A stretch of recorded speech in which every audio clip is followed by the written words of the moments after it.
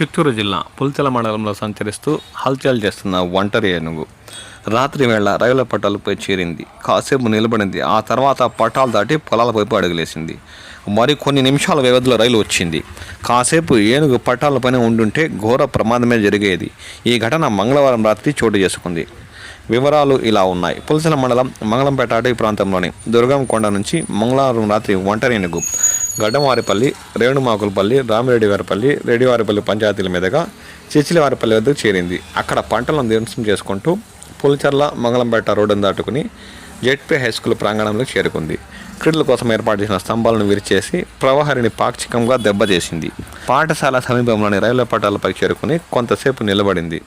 అటవీ సరిహద్దు నుంచి ఒంటరి ఏనుగును ఎఫ్ఎస్ఓ మహమ్మద్ షఫీ సిబ్బంది వెంబడిస్తూ వచ్చారు. పట్టాలపై నిలబడిన ఏనుగు చూసి ఆందోళన చెందారు. టపాకాయలను పేల్చి బెదిరించడంతో పొలాల్లోకి వెళ్ళింది. కాసేపటి తర్వాత అటుగా రైలు రావడంతో ప్రమాదం తప్పింది.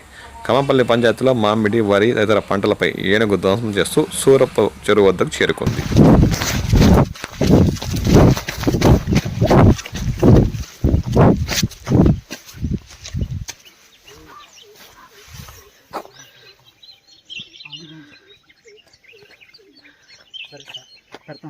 ఫోటోలు